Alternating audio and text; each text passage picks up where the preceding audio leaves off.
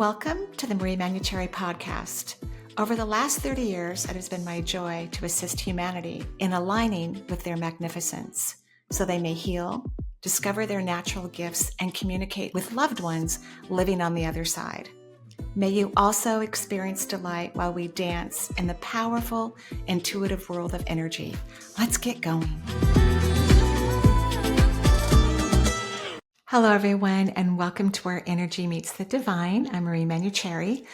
Before we go to the phone lines and start answering questions, and I use the word we a lot because it's not just me, it's the universe, it's the divine, it's co-creation, it's the multi-sensory world. I want to talk about neutrality and detachment. Intuitives, and of course I'm talking about everyone's intuitive, but professional intuitives. What I know incredibly well is that in order for me to read accurately, I have to detach. I have to be disconnected. That's why sometimes psychics will tell you it's just so easy to read someone you've never met before. Otherwise, if you're with someone you know or you have an emotional connection with, you have to detach. So we have to learn how to detach. What works well for you? So someone might detach by spending a lot of time listening to jokes or laughter, funniness, humor could detach them. Other people, it can be nature. I'm pointing on my right-hand side because that's where the window is and there's a wetland back there. So yeah, nature does it for me. Just looking out at trees and the sky, looking at plants and flowers, forces me just naturally to move into some place of neutrality where I let go, I surrender. That would be fun for all of you to play around with what helps you surrender, what helps you let go, what helps you to detach and get out of the way so that you can more accurately read anything that's going on in your life. So here's a way to practice. Is to pick something in your life that you're not neutral about. It could be a relationship with someone else. It could be about your job. Maybe you're not neutral about finances. You think about money and you tense up. It could be, about your body, health, wellness. Because if you can determine an area of your life where you lack neutrality, then you can practice different tools and techniques until you feel neutral about the topic so that you gain that insight about how to move into neutrality. So for example, let's say that your body is something that you're not neutral about. And so a lack of neutrality means you get anxious about it. You don't like the situation. You're not happy about it. It's conflicting. You don't trust your emotions, your awareness, your consciousness about it. It means you lack neutrality. And we all have an area of our life that we lack neutrality. And it's important to notice where those areas are, because if you're seeking information from yourself or you want to get clarity about a decision you're making, you need to be able to determine if you have moved into neutrality or not. You've moved the gear into neutral, because that's where intuition lives. It lives in this quiet, relaxed, somewhat playful place, not this serious, worried, annoyed, angry, disappointed place. That's not neutrality. So you visit that area of your life and you remind yourself about why it's not neutral. Oh, I don't like this about this. I don't like that about this situation. This makes me annoyed. I wish it would just go away. Okay, so I'm not neutral about this. And now what would be important to do is to actually think about the situation different. So let's say, for example, that wealth is a neutrality area that you have a hard time connecting to. And you have listed all the reasons why it's challenging for you. You don't have enough money, or your money doesn't last, or when you get a lot of resources, all of a sudden a big bill comes. But you haven't had a lot of, consistent success in allowing yourself to be relaxed about it. So there's not a flow of resolution and solutions and even intuitive responses in your life regarding it. So it's hard for you to be neutral. Now I want you to think about, what if those things didn't exist? What if you had plenty of wealth, plenty of resources?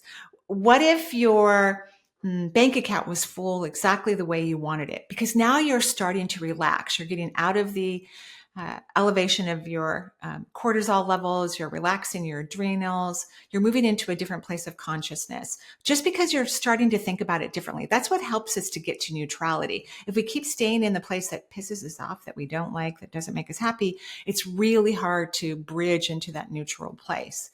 So you're thinking about it differently. And at the same time, I'd love for you to go do the thing that relaxes you, that allows you to detach, that gets you into a different vibration, a different frequency. So you have to change your mind about it. You have to think about it differently. Number one, you have to think about it differently. And then you need to go sit or explore or do the thing that allows you to connect to the multisensory world.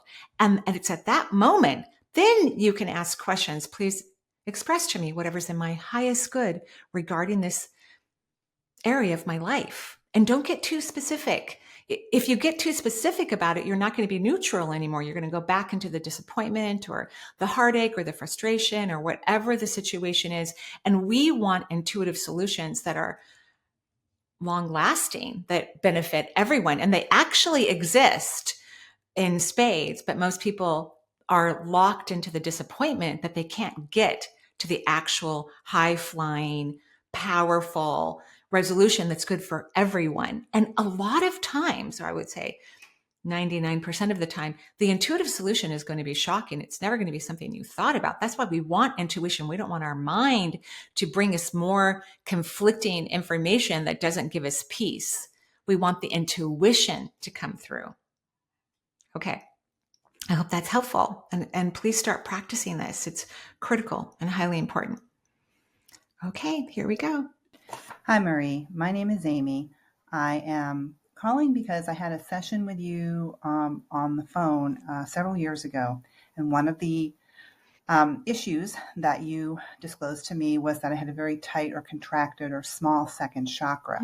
And now I have learned and suspect that my contracted second chakra might have been my response to repeatedly getting into trouble with excess enthusiasm and lots of impulsivity.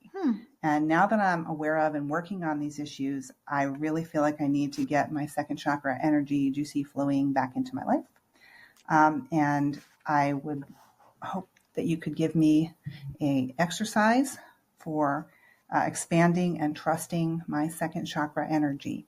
Thank you very much. I love your work. It has helped me tremendously in my life, and I'm very grateful for all that you do. Thank you. Thank you, Amy. And I'm so glad it was helpful. And thanks for reaching back in and asking for more advice. So I love the way that you described that you would go into this impulsive behavior. And it's not because we're kind of like, is this the horse leading the cart kind of situation? It's not because of the contraction of your second chakra that you have this impulsive reaction.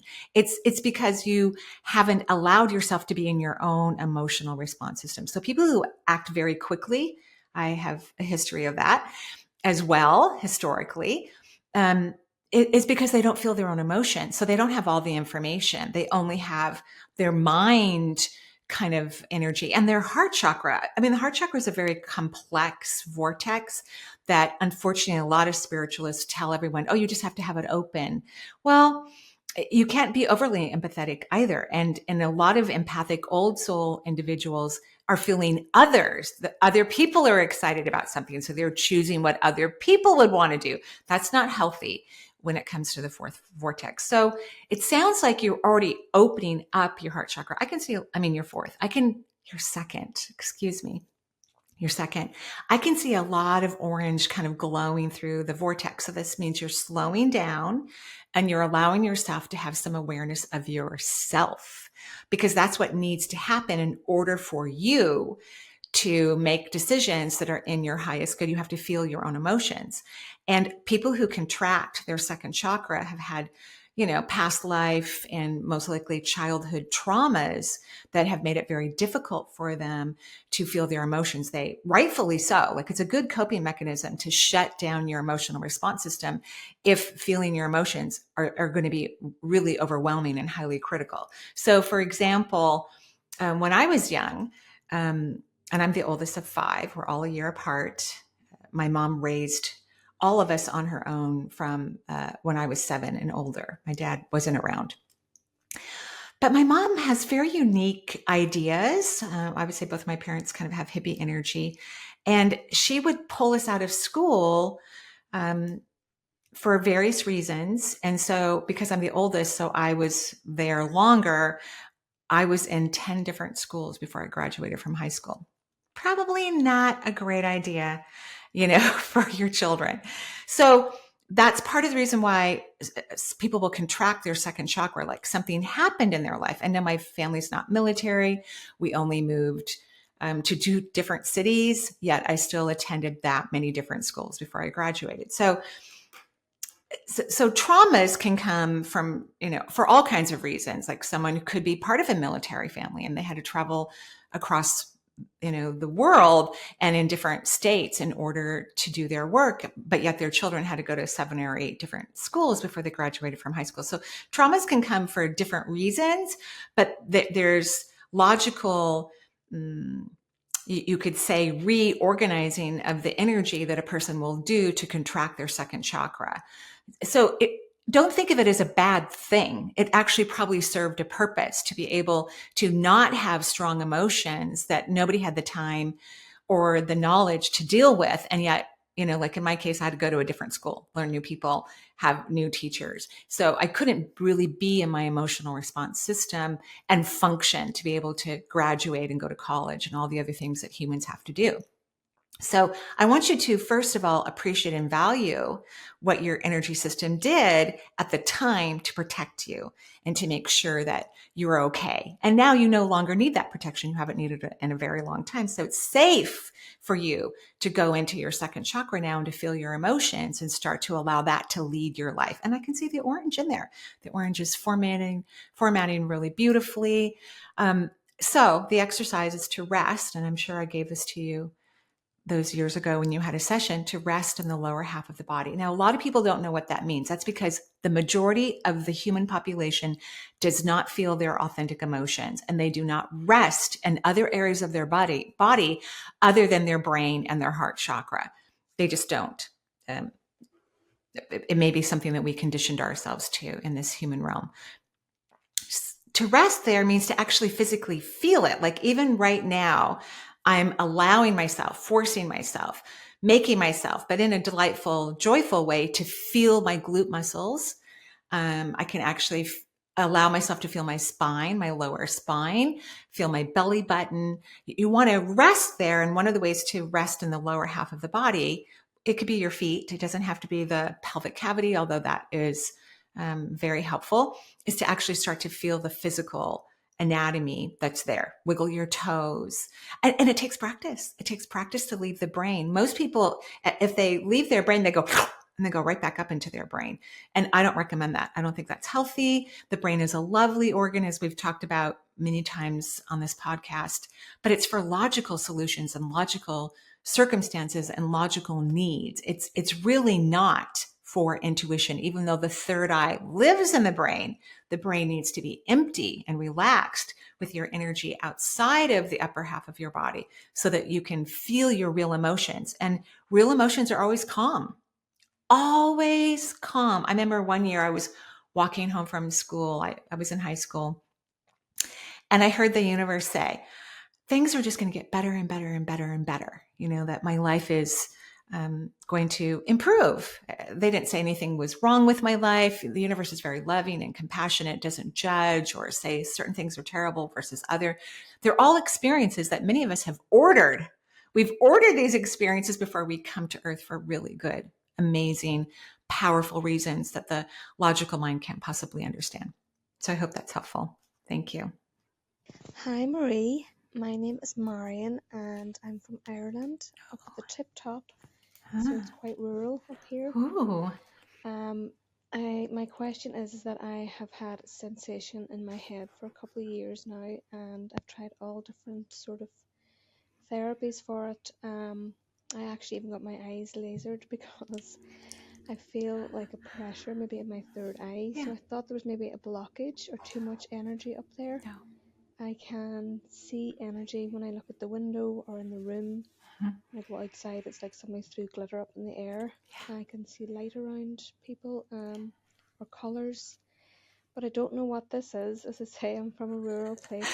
I don't really know where to go with it. I am qualified in like yoga and reflexology and things like that, and I do pick up things from people, and I think maybe it's to do with trusting or fear around that. I'm not sure. If you could give me any guidance or any sense of direction to go in, that would be really, really appreciated.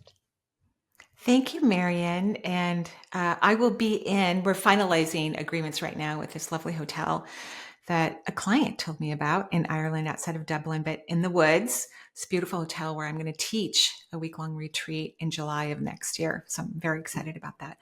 Okay. The pressure is excellent. So, Marion, what's happened on Earth is that humans have been in their brain, which kind of numbs people. It really does. It's like drinking too much or smoking dope frequently. Being in the brain numbs us to our energy, and then we don't have an awareness of our energy. So, when energy is changing, that to me, which means it's expanding, people feel pressure. It's very common to feel pressure. It doesn't mean that anything's wrong, and you want the pressure. I know that was loud, but you want the pressure. When I began to speak my truth, whenever that was, like 20 plus, almost 30 years ago, I felt a 2 to 5 pound weight, at least that's how I would have described it, in my throat. And I thought, oh, I must have thyroid cancer. But I could hear my spirit guides, and they said, no, you are opening your throat chakra. So it had been closed for so long, and we're comfortable with contracted, closed energy. Humans are. We're not comfortable with expansive, joyful, high vibrational energy. We don't like it. We think something's wrong. So please embrace the pressure. Don't try to stop it or control it. Let it rip so it can continue its unfolding. Great question, by the way. Thank you. Hi, Marie. I really hope that you can help me. I have extremely itchy skin. This came out of nowhere. I have no rash. I can't figure out what's causing it. Nothing helps it. Benadryl doesn't help. Lotion doesn't help. This has happened a couple of times in the past, a few years ago. Oh. I've been to the doctor. They don't know what it is. I'm hoping that you can give me some insight. Thank you. Hi, Chastity.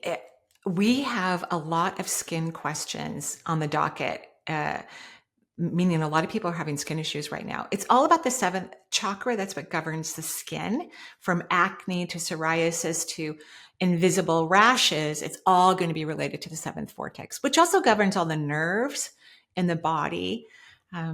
Part of the beautiful nervous system is governed by the seventh vortex. So this is about your connection to God, spirit source, your higher self, your intuition, your God consciousness. And so there's something you're not allowing yourself to embrace about it, something you're not allowing yourself to experience about it. And so the universe is trying to get your attention through your physical form to go, hey, could you get out of the way? Could you allow this expansive, incredible aspect of yourself to come forward? Because you've had it before, because there's going to be physical aspects too as well. Like there's always an energetic component to every health experience we're having, good health experiences and things that we wish were not happening. And then there's also going to be a physical aspect, like foods that we can't tolerate any longer. So I would definitely look at your diet. People have weird allergies. And as people chronologically change, they may discover more weird allergies, because when hormones deplete, our immune system represses. This is why humans get sick. This is, the cornerstone of why humans die, is because their hormone levels start to change and they get more disease processes. Now, this is a planet that's not permanent for now. Souls come here for temporary periods of time and then cross over. And every death that occurs, even death of illnesses, is planned. I don't care what anyone says. Souls are so strong and so powerful. They would never make a mistake about when they enter a dimension and when they exit. I'm not sure why I said that to you, but just, FYI. So you probably need to make a dietary change. Things that you were not allergic to before, you might have allergies now as you chronologically change. So I keep seeing seafood for some reason. And that would be shellfish. I would, and you may love them. I'm not really sure, but I would take them out of your diet. Make sure that if you're eating Thai food, there's no oyster sauce. So I would start looking at your diet, but know that the underlying cause is about your connection to the spirit world, and you're being asked to expand and evolve in your relationship with that. Okay, I hope that's helpful. Hello, Marie. I'm Eva, calling you from Madrid, Spain. I'm calling you today because for a few months now, I've been having bladder problems. It feels like I have a urinary tract infection, but the results say I don't have an infection. Oh. However, I have a lot of discomfort in my bladder, constantly feeling, the need to urinate. I even wake up once during the night, which makes me angry because I've always slept through the night very well. And I wonder if this is more of an emotional issue than a physical one. Emotionally, I've had quite a few ups and downs with my sister, my older sister. It seems like we've sorted things out and now the relationship is better, but it's like I don't find my place in the family, and sometimes I don't find my place in the world. So if you could give me some insights on what to do, if going again to the doctor or just work on myself emotionally. Thank you so much. Un besito. Hi, Eva. I'm sorry you're having these, uncomfortable circumstances. So something has irritated your bladder. I can see the irritation. I would stop drinking all forms of caffeine. Caffeine actually irritates the bladder. So no coffee, no caffeinated tea. And again, as we change and our hormones change, then certain parts of our bodies respond. So things that we didn't have noticeable areas of irritation with or problems all of a sudden start to peak up if we have shifts in our hormones. There's actually a really good herb that relaxes the bladder. I don't remember it off the top of my head. I'm not a naturopath. But if you write into energyintuitive.com, I will tell you what herb it is, because I will go into my cabinet and find it and look up some various alternatives as well. But that could be very helpful for you. Regarding your sister, and you've got to take this whole thing of I don't really fit into the world out of your thought processes, because that could be fear related. The adrenals and the kidneys, which are connected to your bladder, which is all part of the same system, tend to have, in terms of when there's issues, it's fear related. So we don't want to have a lot of fear.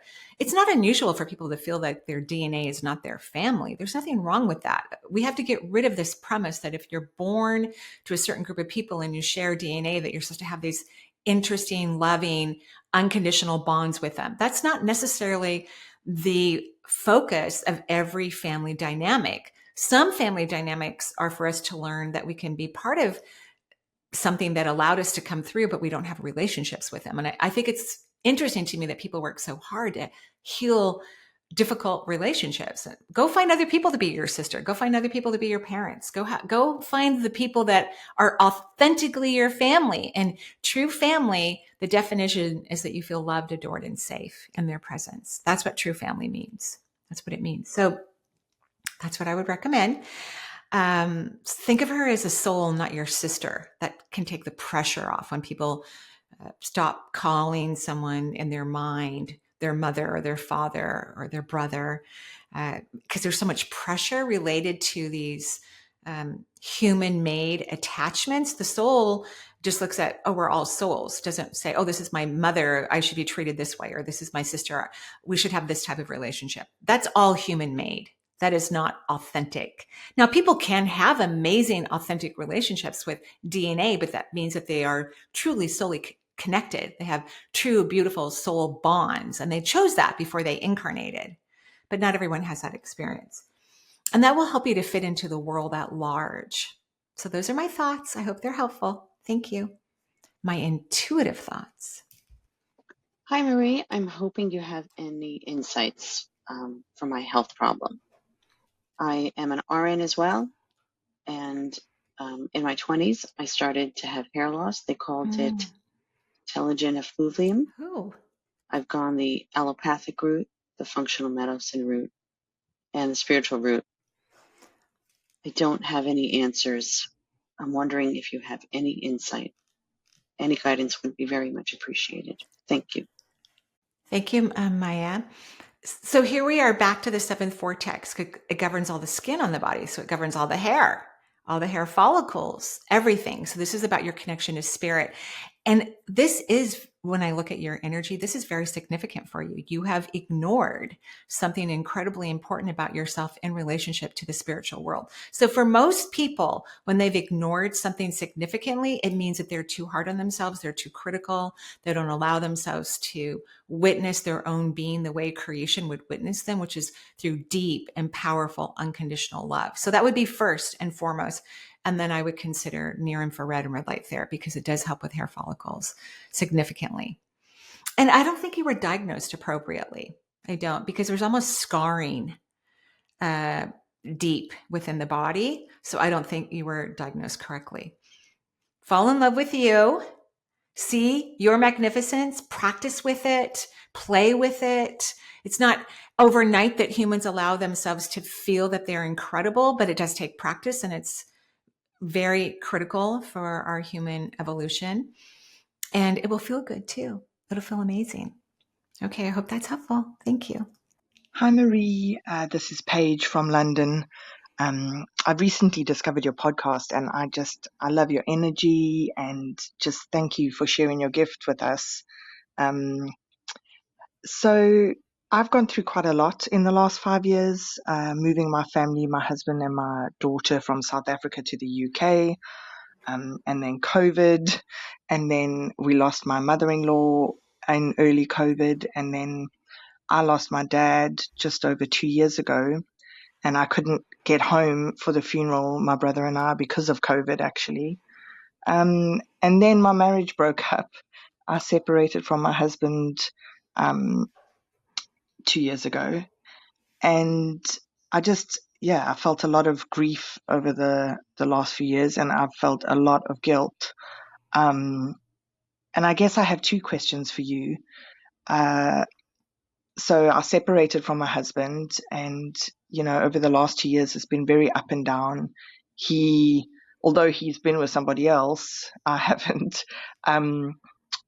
He's just been so unhappy with life and with himself, and I often feel quite dragged down. He still talks to me a lot about things, and so it's been very up and down. But in that time, I've been working on myself, and I just completely focused on myself and my daughter, and, trying to lift my vibration and find my own happiness. And I'm feeling good, but I just wanted to know from you, I still struggle with, it was such a hard choice, and I still struggle with knowing if I made the right choice. And, I just want to know how my energy looks and if I'm on the right track in that part of my life. And then I mentioned my dad passing, and I still struggle with this a lot because I never got to go home and have that closure, I feel. And I still get overwhelmed with grief about it. And so I was just wondering if you can see if he's around me, and just if there's any message for me from the other side, from him particularly, but also, my grandparents or even my spirit guides, if there's a message for me. Thank you, Marie. I appreciate it. And thank you so much. Oh, you're welcome, Paige. I'm so sorry for all of those losses. Those can be pretty hard, with COVID strung in the middle of everything as well. I think you made the right decision about your marriage, and I don't think you should keep having these buddy-buddy conversations with your ex-husband or soon-to-be ex-husband. I think it wears you down and drags you down. He needs to go get therapy or find someone else to talk to, especially now that you're doing inner work. What your soul wants you to do is really raise your vibration. And your dad wishes that he had been more playful with everyone, not just as young people, which I'm not sure if he was or not, but he says at any age, he wished he had been more playful and instead of serious. He thinks he taught you to be too serious and to take things too seriously. He wants you to be more playful. So, yes, I think you made the right decision. Stop having conversations to soothe your almost former husband's emotions when he really should go get therapy. That would be nice because he's not happy, even though you're talking to him and spending time with him, and you don't know how to maintain your vibration when he's around. That's one of the reasons why you wanted to end the marriage. And your dad is doing everything in his power to be playful around you now. So pay attention to those moments where spontaneous play occurs and participate in it, because your dad will be excited and delighted to spend time with you in that way. I hope that's helpful. Thank you. Hello, Marie. My name is Alina and I'm from Melbourne, Australia. I'm intrigued by what you do and your abilities inspire me, so thank you. My question pertains to a situation with my eldest daughter, who is 25 years old. She is the eldest of our 4 daughters and currently not speaking to my husband and I. We did have some, what I would say, were relatively minor disagreements recently about certain arrangements for her wedding coming up next year. However, my husband and I are contributing a substantial amount towards the costs of the wedding, and we felt we could voice a few opinions, mainly around the guest list. I think the issue for her goes further back, though, as she has begun seeing a therapist and has informed us that it is because of our parenting. She has said that we are toxic. As you can imagine, my husband and I are extremely hurt by this and also slightly confused. We feel we have done everything in our power to love and guide and support all of our 4 daughters, and to have this said to us about us as parents is so very wounding and has made me question everything I've ever done as a mother. I know that as a parent I have not been perfect and that mistakes have been made on my behalf, but I did never think these mistakes were so terrible that my daughter would view me in such a horrible light. I honestly feel that somehow in this case her punishment of us doesn't fit our crimes, so to speak. Could you please give my husband and I some guidance around why our daughter feels so extremely bitter and resentful towards us? What's going on a deeper level for her to decide on such a narrative? Thank you so much for your help, Marie. Oh, you're very welcome, Alina. And I'm so sorry this is happening. Weddings are complicated. All 3 of my daughters are married. So I've had a little bit of an experience as a parent, helping children celebrate and create weddings. And I know with one of my daughters, she was very clear with me and maybe her dad. Yeah, her dad too. And her now husband, his family, about the guest list. They wanted it to be primarily their friends at the wedding. And so we could invite a few of our own friends.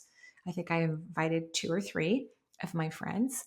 And they wanted the rest to be their friends and mostly family. So there is an aspect of really respecting the bride and groom's decision about their special day. I think that's critical and important. I hope I did the best I could in all of their requests from all 3 of them for their special day. And even though you're contributing financially, and I don't know if this is your first daughter getting married, I set up quite a few boundaries after the first wedding. I'm like, definitely not going to spend that amount of money, like not doing that again. So if this is the first one, which I don't know for sure, you're learning about how much money you want to participate in. And that means whatever monies you give are monies that you're okay with how they're going to run their own wedding. Yeah, because it is for them. It is their wedding. It is their celebration. I have a sneaky suspicion the therapist has a little bit to do with this. And I don't mean to blame her because I obviously don't know her. I don't know what she's saying to your daughter. But in healing, even as we're discussing about things that could have been different, I'm sure all of us, because generations are supposed to improve. That's what we want, like Back in the day, people used to hit kids. I know in some parts of the world and even in the United States, some people still hit their children, but that's not considered modern, healthy ways to raise a child. So all generations change. And as the new generations think about having their own kids, they're going to have their own ideas about how they want to raise them. And it's going to be different than the way we raise them. And I think that's normal and healthy, and people can have conversations around that. But I think your daughter's waking up to some things that she wished had not happened in her childhood. And unfortunately, and and maybe it is occurring, but it hasn't quite settled in, because it can be shocking when you learn, like, oh, that wasn't helpful. But the parents may not know that. Parenting, I think, is one of the hardest jobs on the planet, and everyone's doing the best they can. I think all parents probably should have some form of healthy therapy as they raise children, so they don't go into their old patterns and redo similar generational activities. But everyone's doing the best they can. But I think your daughter's in this place where she's had some awarenesses, which she needs to have, because we do want things to change with every generation, where she's reevaluating the way her parents raised her, which is not a bad thing. It's not a bad thing. But at the same time, we don't want to alienate our family members or say that they made a terrible mistake. We want to also have compassion for what our parents could do in most parental relationships, so that we recognize that we can have a conversation about it or talk about it, so that both people can explain their own perception. When I was a young mom, and we didn't hit our kids, luckily, but I was a screamer when I got scared. Like if someone was being what I thought was doing something scary on the monkey bars. And occasionally Charles will dart out of the house, and behind me are lots of woodlands and wetlands, and I'll start screaming, apparently at the same tone and volume as I did when I was scared, when my kids could have potentially got hurt. They got too close to the road and they weren't listening to me. I would scream. And when my oldest is near me, when I do that, she goes, "Mom, you just put me in PTSD. That just reminds me of my childhood." So here's what I would do. I would sit down with your daughter, you and your husband, or separately, because he may not agree with what I'm about to say. You may not even agree with what I'm about to say, but you could do whatever you want. Is to tell your daughter, we hope that whatever therapy you're getting is helping you to be the best parent that you want to be. And we want you to know we really did the very best we could. And really, these conversations need to be done before a kid turns 18, because I sat all my kids down before their 18th birthday and told them I had done the very best I could. And I'm sorry for anything I did wrong, and I'm happy to talk about it. But if you want to heal it, you're probably going to have to get therapy, because I can't go back and change it. So I wish more people would have those conversations with their kids, because things change, life change, perceptions shift. We don't parent the way we used to, and we want generations to change. But I do think there ultimately needs to be a conversation, and one where there can be honesty and lovely self-expression, but not blaming. Like, I do like to hear the things that my children do differently. And it does give me pause to go, yeah, that would have been better if we didn't do it that way. But I also don't want to feel terrible about my own parenting. I want to go, I did the best I could. And I want my children to feel good about it too, so that they don't have shame or blame or a lot of unhealthy emotions about their own childhood. So those are my suggestions and my thoughts about it. And if this is the first wedding, maybe rethink your contribution if you feel like you're being thrown under the bus or something of that nature. I hope that's helpful. Okay. Hello, Marie. Thank you for taking my question. My name is Ala. Recently, I departed from a workplace where I worked for 8 years, and overall, I worked in interior design field for 18 years, and now I started my own company, relying on income. It's not really coming in because I didn't put all my effort into getting new clients and new projects. I know I have to pay my bills and be in a physical environment, but at the same time, I really spend majority of my time listening podcasts about spirituality, meditation. I do meditation, and I really would like to put all my effort into field of spirituality and develop my maybe psychic abilities. I know I have them, but I never really immersed myself. So my question is, get income doing spiritual work. I don't know what it is. I Mm. know I need to trust higher self and guidance. But at the same time, I am in the physical world and I need to pay for the lifestyle that I am in right now. And I have a son who is 11 years old who has special needs, and we have a special relationship. It's also connected why I left the corporate world and work for myself so I can work from home and spend more time with him. And at the same time, our relationship is very complicated. He kind of rejects me and I try to help him, but maybe I'm too forceful. And this is all I know, is this is all related and I can't figure it out what's going on in my life. Would you please guide me and help me to choose my path? I know it's a lot of responsibility, but thank you for anything what you can direct me towards too. Thank you so much, Allah. Bye-bye. You're welcome, Ala. I think one of the first things to work on, which I have talked about a lot on this podcast, is your relationship with wealth. So that regardless of what you do in the world, you have a beautiful flow of financial freedom in your life. So the practice is to think of something that will move into an emotion of something that makes you very, very, very happy. And then reconnect to that emotion over and over and over again whenever you are working with your wealth.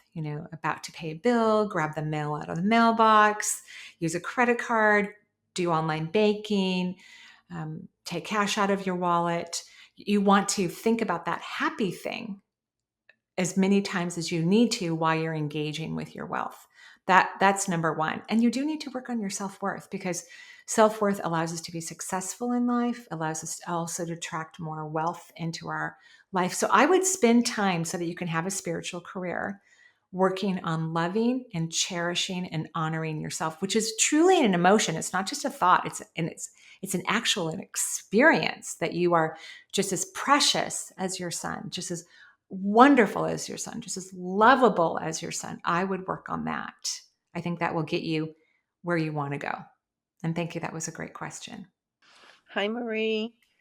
This is Abby. I'm from New York. Thank you so much for everything you do. I would say I'm basically on your page. I felt that archway you were talking about Ooh. so young. I do feel my guides. I talk to them and I do my prayers. And basically, my number one question would be, do you think I will meet a male earthling? I'm laughing, earthling. Similar to myself. I was married for 30 plus years. I'm a widow now. It's like over 7 years. And I've had a few relationships. They definitely were good guys, not on the same energy frequency as me. So I'm asking you, will it happen? When will it happen, if it will? I'm basically looking just for that love connection, another giver, love, support. I am a single woman now. I have great children, but it would be nice to have some support on that, and vice versa. I feel I'm a giver. I feel like I've made some great new girlfriend friendships. I Good. feel really blessed, but I just haven't met any men at this minute that were on my energy plane, so to speak. So that's my number one question. And Thanks again. I really, really appreciate it. I know I'll ask another question if it's possible, really quick. But do you think there's something I should be doing? I changed my career a couple of times, and I was just curious if you see anything in the cards for me. Yeah. So thanks again. Yeah. Take care of yourself, and I really, really appreciate it. Sending love your way. Bye. Thank you. And thank you, Abby. So, yeah, I think it would be best for you to spend time developing you, like finding something to do in the world that is really, really fulfilling. And it's not that I see you bored. I think you have a decent amount of things going on in your life, but you don't have that one special thing that really raises your vibration and makes you feel amazing and fulfilled. I feel a little bit of boredom.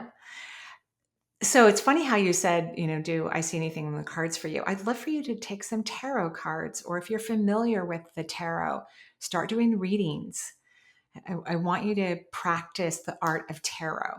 I think that would be lovely. And then it would be great to have a person in your life when you're more in alignment with your own unique passion, so that you can track someone who also has his own unique passion. That's what I would do. And I think to allow oneself to discover their magnificence, there's a lot of self-love that needs to occur, so that giving energy that you talk about, I would love for you to be just as receptive in your life as you are a giver, because that's when things get powered down into the body and we start to have different not illusions, but enlightenments of who we are or where to go or where the next step is. But I would start to practice with and learn about the tarot and begin to do tarot readings. I think that's going to be a really fun and interesting part of you. I hope that's helpful. And thank you, everyone, for listening to today's podcast. I wish you many, many, many joyful blessings. Thank you for liking and subscribing below. Bye-bye.